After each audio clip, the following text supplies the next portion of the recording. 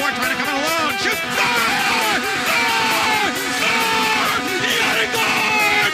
Yannick Ford, baby! He wins it for the Lightning! 5-4 in overtime! Taylor the shot, redirected, score! Game 7, Montana St. Louis! We are going back to Tampa Bay! A Cavalier spinning, a Cavalier looking, trying to drop it off, brings it in himself, left it in the middle, shot, score!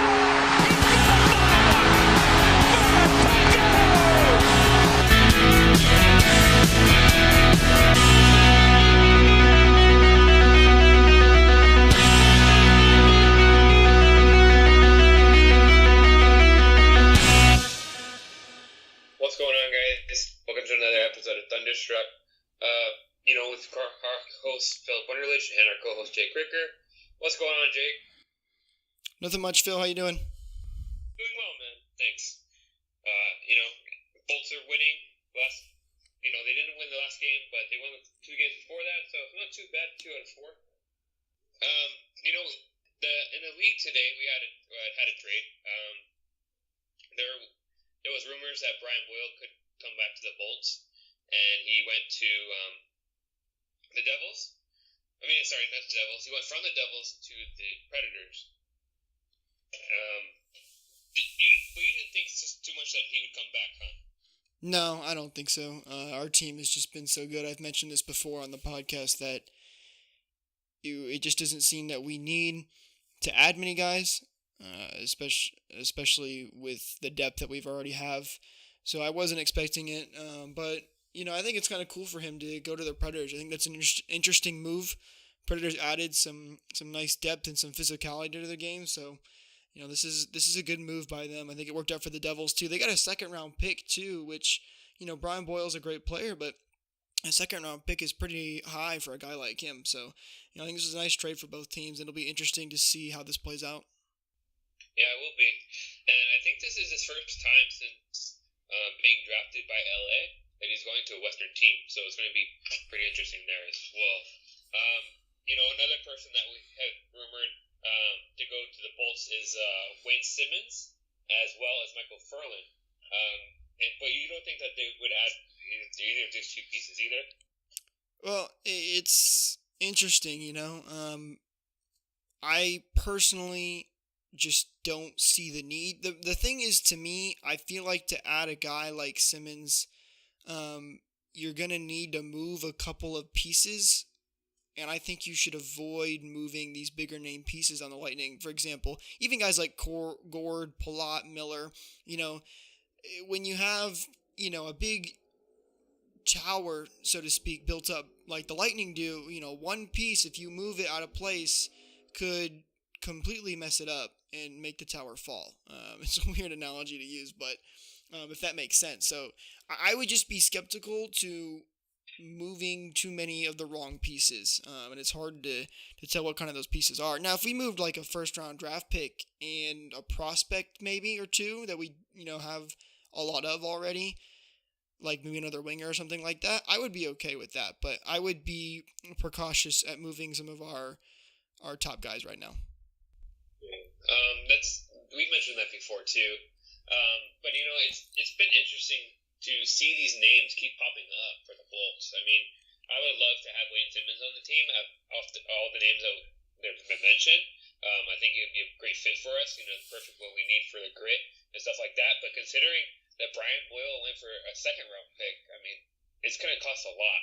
Yeah, that's for sure. What about, I've heard the name Panarin pop up a few times, which is pretty interesting. I don't think he'll be coming to Tampa Bay anytime soon. He would cost a lot, but there's been a couple people out there throwing it around. So what do you think about that, though? It's pretty interesting. The Breadman is friends with Kucherov and Vasilevsky there as well. So, I mean, it's going to be interesting to see that and eventually where he ends up because, I don't think that he's going to be a Blue Jacket much longer. But it's going to be interesting not only to see if he comes here, which I highly doubt, but just to find out where he eventually ends up. Yeah, it'll be interesting for sure. We'll see what happens. The Lightning could take him in as a rental player, but again, like I said, I'd be skeptical moving players like that. Because I've seen people talk about Palat, too, who are not huge fans of Palat and feel like he's not a big part of the team. But, I feel like Palat's the type of guy that contributes to this team in a way that you don't necessarily see or is as obvious, as a guy like Nikita Kucherov.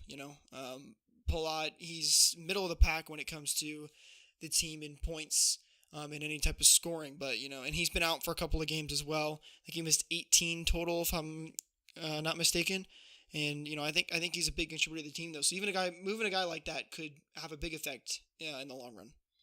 Yeah, and not only that, too. I mean, Nikita Kucherov and Andre Palat are completely different players. I mean, they play completely different. Palat has more of a physical style, whereas Kucherov is a complete scorer and playmaker for us. So it's not something that you can really. I can't see Palat being moved out. It's not something that I would make as a GM.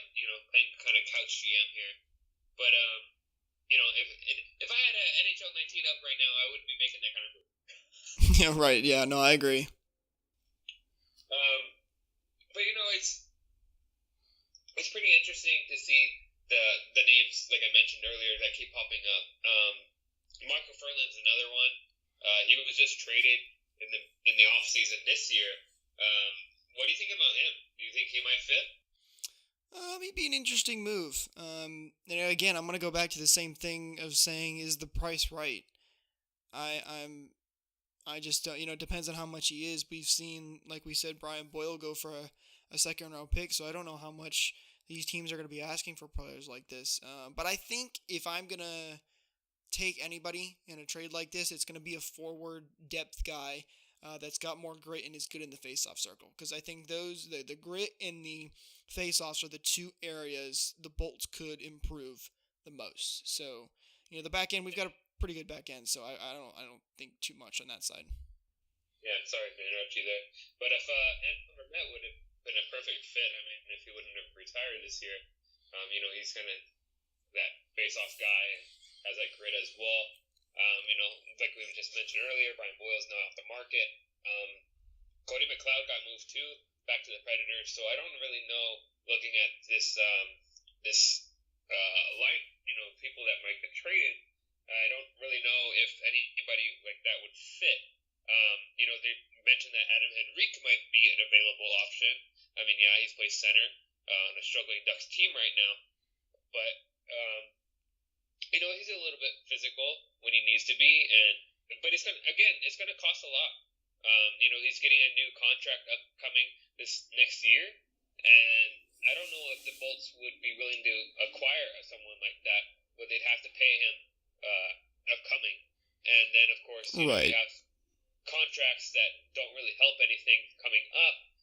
Of course, Braden Point being the number one guy, so I mean you're not gonna want to spend a lot of money in the off season on these rental or players that are coming into a new contract.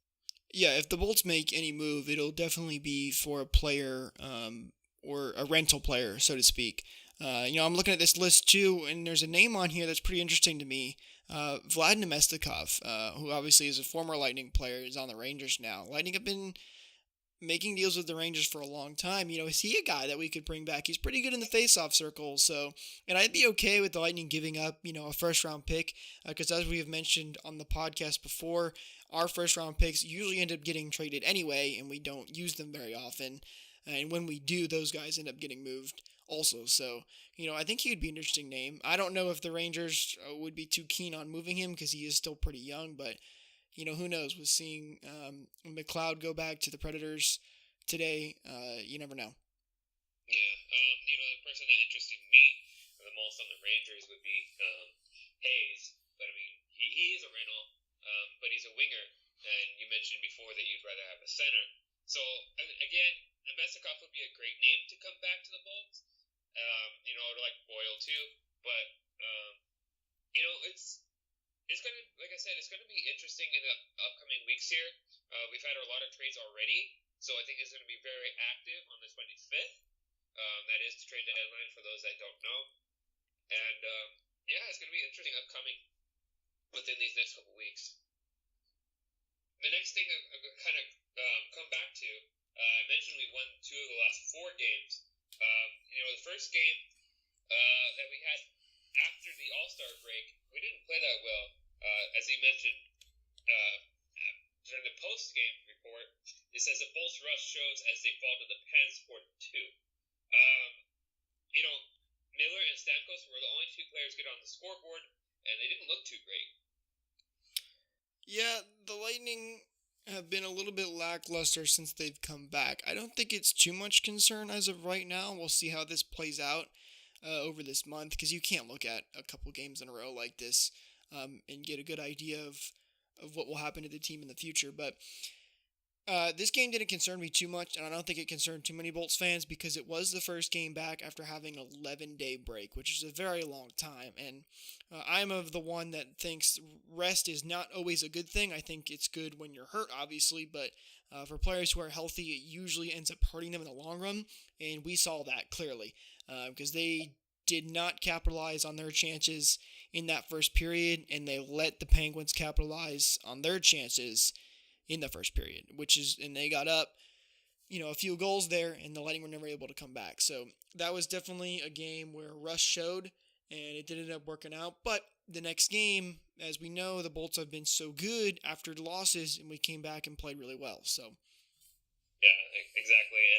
And as you mentioned, that in that game against the Islanders, it was a 1-0 win. It was really a goaltending duel there, because the way that they both played against each other, they both played really well, and it was the Lightning that came up on top in the shootout. It was a shot by Victor Hedman that won the game for us, and I really enjoyed that game. Like I said, there was a lot of scoring opportunities, but both goalies swallowed them up, and it was a great game to watch. Oh yeah, very fun game. And I personally of the one that loves the shootout. I enjoy that a lot, so that was fun to watch. And that was the Vasilevsky show, I think, for the Lightning. That's him playing his best. He was not happy with his performance in Pittsburgh, so he came out there and he just absolutely shut these guys down. He is... I tell you what, he has been so stupendous this year. If he is not the front runner by far for the Vezina Trophy this year, I will be shocked, personally, because he is 9-0 after a loss, and it's just been absolutely unbelievable, making these ridiculous stops night after night. Right. It's definitely going to be a battle between, in my opinion, I think the top front runners definitely would be Andrei Vasilevsky, Marc-Andre Fleury, and if the touch played better, I would go to John Gibson. It might be John Gibson nominee too. But definitely out of those 3 players that I just mentioned, I think Bazzi deserves it over everybody. It's going to be, like I said before, it's going to be an interesting coming down to the wire. It's halfway through the season already, and these last games, like you mentioned, it's starting to show a rust, but we got to get going again. Unfortunately, in the Islanders game, though, Nikita Kucherov did get a fine for a dangerous trip. Did you see this trip, Jay? I didn't see it. I remember the fight that broke out after it in the scrum. I didn't see the play that led up to it initially, but after looking at the replay of it when the fine came out, this was an interesting play by Kucherov. I'm kind of surprised he did it. Obviously, something happened that upset him a lot to cause him to do this, but this was definitely a dangerous play. It was not the smartest from Kucherov. I think it came out of aggression and anger, and it was definitely a dangerous play. So, I think the fine is just, but I don't see Kucherov doing this in the near future. I think, like I said, this was something where it led up to it, and he was not happy. Yeah, and Kucherov is not really that type of player either. To see that him getting fined of all people, it's like you said, it's definitely out of frustration or anger. It's I don't think it's going to be a recurring thing, but it's definitely interesting that he got fined for this. No, yeah, it definitely won't be a recurring thing. I don't see this continuing at all. This is, like you said, this is not Kucherov's style of play whatsoever. Yeah. The following game was the game against the Golden Knights. I watched this game as well, and it kind of sucks because Vegas going into the game was on a 4-game losing streak, and then they finally snap it at the expense of the Bolts here with a 3-2 win. What do you think about this one, Jake? Yeah, and don't forget too, we had the back-to-back with the Rangers. We did end up winning that game 3-2, so that was another good game we played. But the Vegas game, this was a disappointing game in my eyes. As some of you might know, I was covering that game, and I think the Lightning played really well leading up to the third period. They played good in the first, they played good in the second, they had that 2-goal lead, but the Lightning let Vegas crawl back into this game. They gave them too many odd man rushes. Both their goals came on a 2-on-1 and a breakaway. So 2 big mistakes by the Bolts led to these goals that tied it.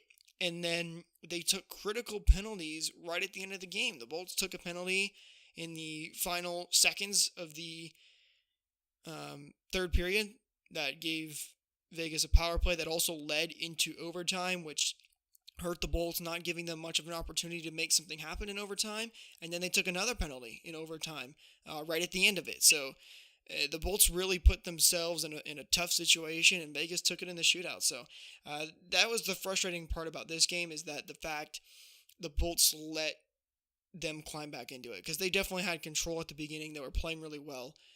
So that was frustrating, but it's going to happen. Yeah, and that's the thing too. I mean, you got to play a disciplined game. Going back to the Rangers game, though, I failed to mention it was Eric Cernak's first goal in his NHL career. I mean, I know it's a young one, but it's great to see him get on the scoreboard finally, as far as the goals category. Oh yeah, that was really cool to see. I think the celebration was really fun too with all the players. They seemed very happy that he got the goal. So hopefully we'll see a little bit more from him in the future. But he's been a great defensive player for us. There's no doubt about that. Yeah, and I really like how he played. He's the defensive defenseman that we've kind of needed. So it's great to see. And trading him for Ben Bishop, I mean, I think we got a steal on that one.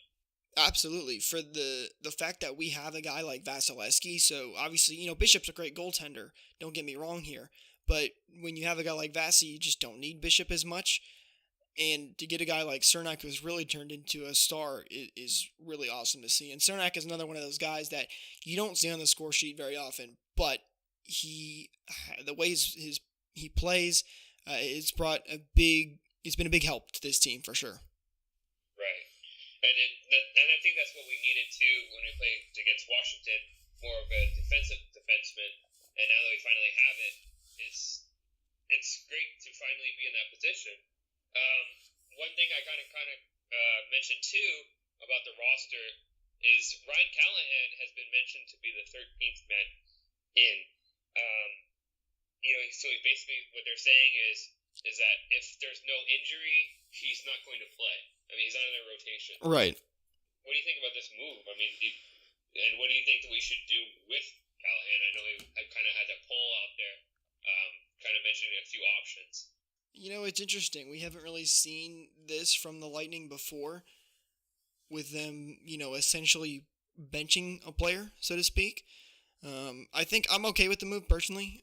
Callahan is definitely getting older, and his time will come up soon here in the NHL. But with the way the rookies that have played for the Bolts, there's just not a big need for him. So, I think this is good for the Bolts to come out here and say, listen, for the guys who are playing better, they're going to get the playing time that they deserve. So, it was a good move by them. It's an interesting one. I think that makes you think that the Lightning will potentially try and find a trade partner for him if the price is right. But I wouldn't mind keeping him on the team either and seeing him get a Stanley Cup, which I've seen a few people mention before. Of course. He's a great player. He's been a great player for a long time. But like you said, with the emergence of forwards Adam Ernie and Matthew Joseph, he kind of falls out of place. The only thing that kind of sucks about it, though, is having a player like that sit out and cost you as much as it does. Right. Yeah, he's definitely got a high price tag. If the Lightning don't move him this year and he does not end up retiring, I think they'll definitely buy him out. I think if you see the Lightning win the Stanley Cup, I think he is definitely more inclined to retire. So it'll be interesting to see how that ends up playing itself out if he's not traded by the trade deadline this year. So we'll see what happens here. I definitely don't think he'll be on the Lightning for much longer, though. Yeah, that's unfortunate too because I really like Callahan. He's one of my favorite players on the team, but like I said, he kind of falls out of place. One thing was mentioned too was a question by our writer John, and he asked that about Mikhail Sergachev and his recent play. What do you think about his recent play so far? Sergachev is another one of those interesting players. He hasn't had the same kind of year that he had last year. Last year his offensive stats were really high than most rookie defensemen. So it was interesting to see him play and see how he did. And this year it's kind of gone back down to earth, so to speak. So, but he's still played a good defensive role, which is important for the Bolts especially. So I've been happy with his play. No complaints from me. He's still putting the puck on net. He's got a wicked slap shot when he gets that going. We've seen him on the power play unit a few times to get that puck in on net and look for a deflection. So I think Sergechev's played well. I think he's starting to fit into his role. That first year was just a little bit different for him. That's all. Yeah. And that's the thing, too. Like I mentioned before, we kind of needed a defenseman. And now with Sergachev making a lot less rookie mistakes than he was originally, it's good to see. And, yeah, he's not getting on the scoreboard all the time. But, I mean, we have offensive defensemen like Victor Hedman to get on that score sheet for the Bolts. So it's good to see kind of how his role has switched over. Especially a young defenseman, I think he's learned a lot playing with the guys that he's played with already, and he has a lot more to learn, obviously. 100% agree. And then one thing I forgot to mention, too, I'm looking over my notes here, is a fight that happened against the Penguins. It was an interesting one. It's not people that you're going to think of sort of on a scrap, kind of scrappy people here. But it's Steven Stamkos and Evgeny Malkin. What do you think about that? Yeah, that was a fun fight to watch. It's not two players you get to see go at it too often. If you remember, Steven Stamkos went at it with, I think it was Brad Marchand, and he totally just tackled him down in the ice. That was one of the fun fights we got to see from the captain. This was a really good fight by Stamkos, though. And what I mean by that, it wasn't that he threw really good punches and his fighting form was great. It was that the timing of this fight was well thought out. Stamkos picked this fight because he knew his team was down. His team was frustrated after this 11-day break and they weren't playing good. So he went out there, got their energy levels up, and it worked too. The Lightning scored 2 goals after that fight. So it definitely paid off in the long run. I almost wish he would have done it sooner. Yeah. And then, like you said too, it's great to see your captain kind of standing up for your team. When your team is down, it's kind of nice when your captain joins in there. I mean, you see captains around the league, such as Jimmy Benn, coming in there when time is needed. But it's nice to see Steven Stamkos getting into that role as well from time to time. Like you said before, he fought with Brad Marchand. If he licks Callahan in the ear, maybe that'll happen again. But, Hopefully not, though. Yeah, I hope he keeps his tongue in his mouth. But anyways, like I said, it's good to see that he fought for his team and said, hey, we gotta wake up. And that's really the message that he sent there. During this time, we also had one more trade was in the Atlantic Division, and that was Bukestad and McCann to Pittsburgh for Sheahan and Brassard. Brassard is also a free agent that is coming up this year, so maybe Brassard is the person that you might be looking at. Like you said earlier, it's kind of on a center, and I think that he might be on the move as well. What do you think about this trade, though? I think this is one of the more minor trades in the grand scheme of things here. He's definitely maybe a player we could look at in the offseason, but I think the Lightning, their priority will be to sign Point and get their rookies to come up, guys like Volkov and the Beer Bullet.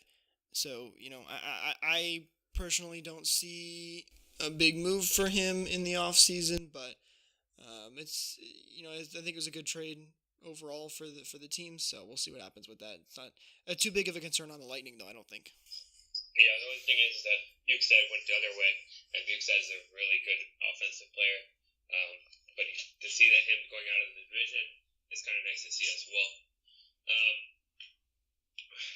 But that kind of makes an interesting case too. They say that Panarin and Bobrovsky has also been kind of tied into the Panthers. Now, having Vasilevsky against Bobrovsky maybe 4 or 5 times a year might be an interesting matchup. I don't think it's too concerning for the Bolts, honestly. Both times we've played Columbus, we've really manhandled them, so to speak. We played really well against them. I don't remember off the top of my head if Bobrovsky was in for both those games. I think he was. So it's not too big of a concern for me, but for sure a change of scenery could change that. Bobrovsky could get back to his old self, but it's not too big of a concern for me, honestly, so far what I've seen this year. And I don't think the Panthers would get both of those players. That would be pretty remarkable if they make 2 blockbuster trades, but it would definitely be a factor for sure moving forward since we'd see him more, but as of right now, I don't think it's too much of a concern. Yeah. So going back to the games, kind of looking at the preview of the upcoming games. And the first game coming up is going to be the St. Louis Blues. This is a game, at the time of recording, is going to be a couple hours. So it might not be up by the time that it's sent out. But, the Blues have been a struggling team this year. And we should get the win, obviously. Brian O'Reilly is over a point per game. It's kind of the only person that really stands out to me, and of course Tarasenko. But how do you think we fare up here? I definitely agree with you that I think we should get this win, especially if Vasi's starting, because as I mentioned, Vasi's 9-0 after a loss, so I don't think he'll change that anytime soon. But the Blues have been playing well as of recent. They are now, I believe, 1 point out of a wild card spot. So they've been playing much better as of late. So this is not a team to be taken lightly whatsoever. So it'll be interesting to see though who gets the start in net. I believe it's going to be Vasi, but we'll see what happens here in the next couple of days. Yeah, I think that coming up here, the Ming might get to start against Florida, but we'll come into that in a second here. That's true with the back-to-back coming up. Yeah, so there's a rematch upcoming against Pittsburgh, and I would see Vasi in net there. Kind of like I said earlier, a rematch, and it was a heated game anyways, so it's going to be a good one. What do you think about that one? This will be a fun one for a couple reasons, too. Obviously, for the rematch, I think the Lightning will be much more on their game, obviously, after not having an 11-day break.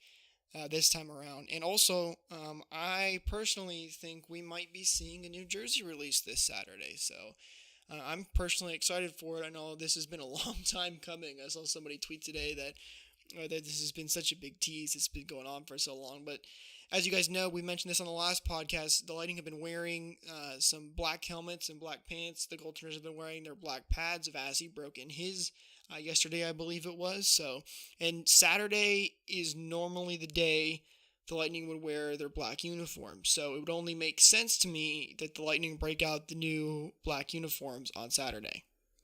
Yeah, it's kind of been like you said, a tease. I don't know if it's a bigger tease about this one or bringing Erik Karlsson over here at the All-Star game. It's something that we've been talking about majority of the season, and even in the even our first show, we talked about the jersey, and it still hasn't came out. So we've been talking this for a while. Yeah, so it's one of those things that I don't believe until I see it.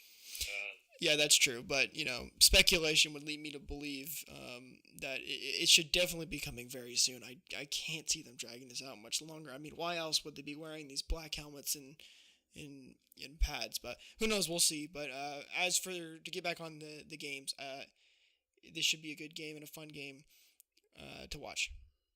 Yeah, and then the following game, like I said, is that back-to-back against the Panthers. I don't think we have much to worry about facing the Panthers.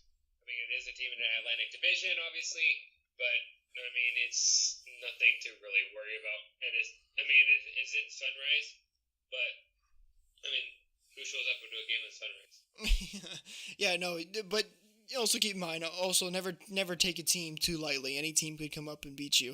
But yes, you're right. The Lightning are definitely to be the ones that are favored to win this game. But, we'll see what happens. They are coming off the back-to-back on this one. I think Domingue will get the start like you mentioned. And Domingue, it's funny, Domingue has played excellently. I think he just tied a franchise record for the longest win streak by a goaltender right now. So it's kind of crazy to think that the Lightning will go to Domingue, their backup. It's almost like they're not losing quality in their goaltender. I mean, obviously Vasi is an elite level, but I mean Domingue's playing like an elite starter as well.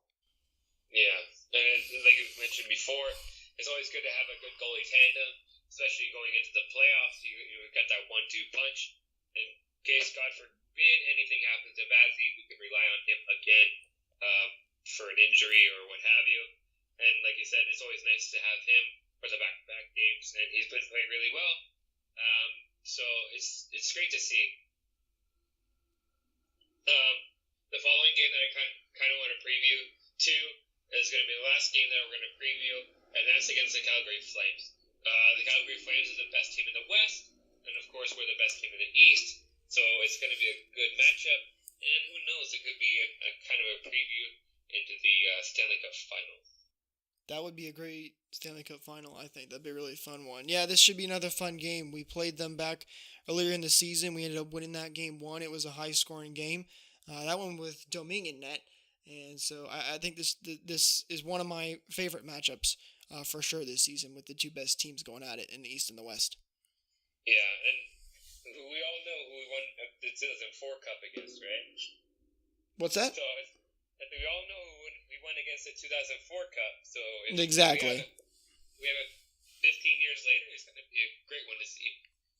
Like you said, it's going to be a good matchup, though. You always want to have those quality teams play against you, kind of give you a test to what's coming up later on in the season. And I think that's it for us, huh, Jake?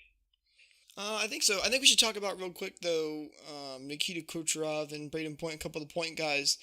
Point was injured and out for a couple of games. Then he came back last night. He played really well, picked up a point.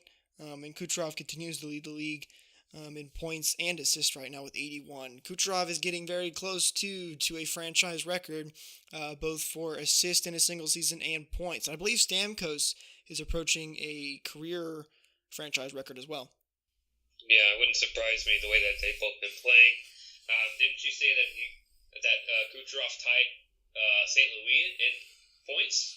Yes, for 5th all-time in franchise. He tied them in, I can't remember if it was assists or points, but he is now tied for 5th in that respective. But he's only 20. The record for points is held by Vinny, and it's 103, I believe. So he's very close to that.